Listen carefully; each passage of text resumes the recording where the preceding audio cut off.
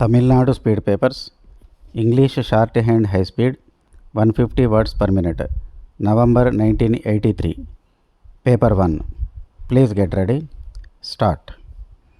Ladies and gentlemen, I have great pleasure in presiding over this conference of ministers of state governments in charge of social welfare and the presidents of welfare associations in the country. On this occasion, I would like to share with you some of my views for your consideration. This subject of social welfare was mostly dealt with by non-official agencies in the past.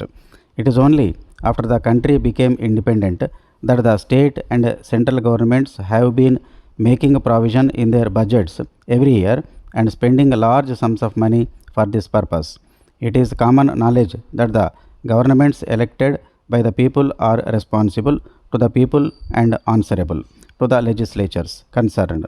They have a responsibility to see that the money collected by way of taxes from different sections of the society is spent, taking into consideration the requirements of the people and the overall interest of the country, while governments are at liberty to plan and spend for essential items of expenditure such as defense as far as economic matters are concerned.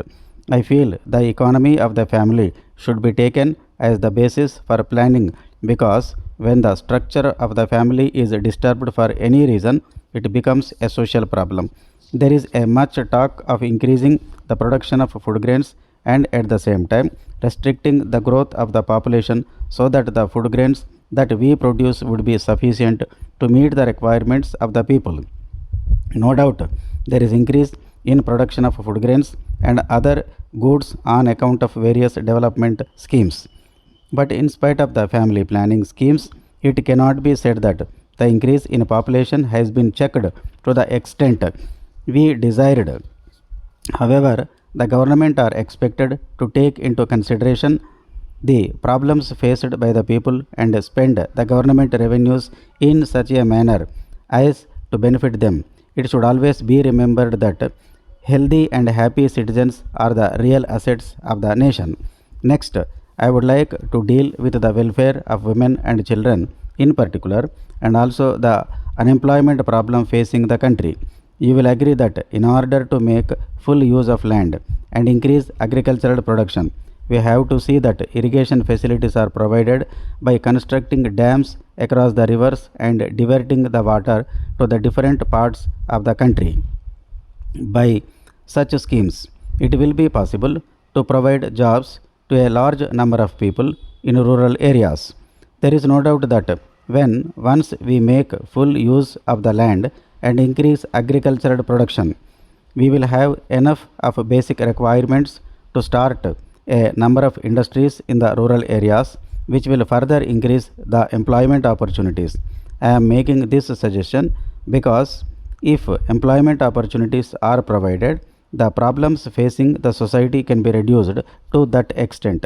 The most important thing that the government and the welfare associations should do is to see that children are grown in healthy conditions and also given the right type of education, as the boys and girls of today are the future citizens of the country. Just as the head of a family takes keen interest in bringing up the children in his family, the government should take care of the boys and girls in poor families that may not be in a position to take care of them for a variety of reasons. If these children are not taken proper care of right from the very beginning, it will be a matter of regret that in later years these boys and girls will become a menace to the society.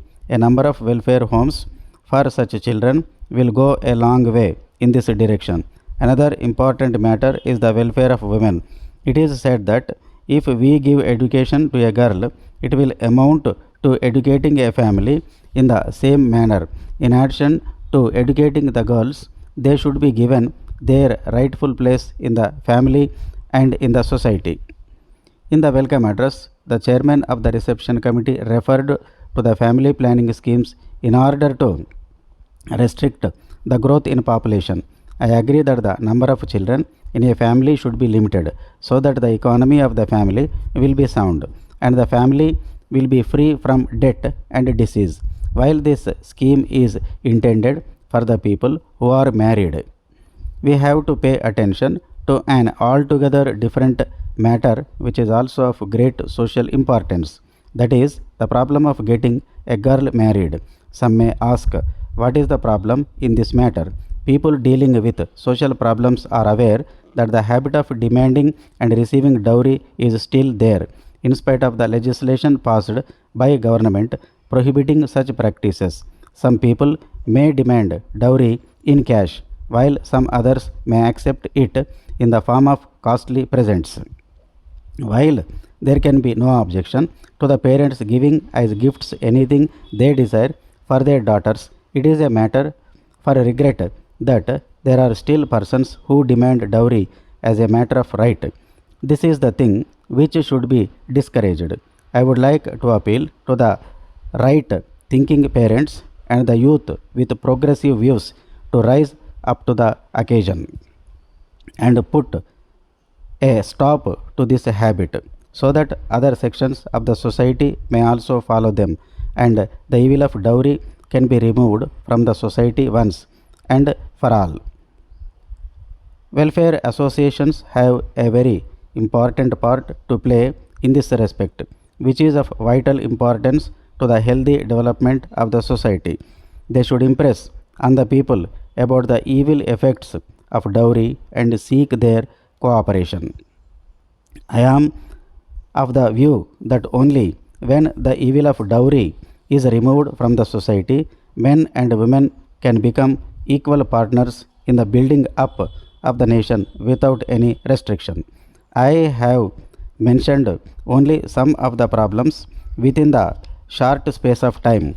I request you to discuss the matter freely and frankly and give your valuable suggestions. I thank you for giving me this opportunity and wish the conference all success.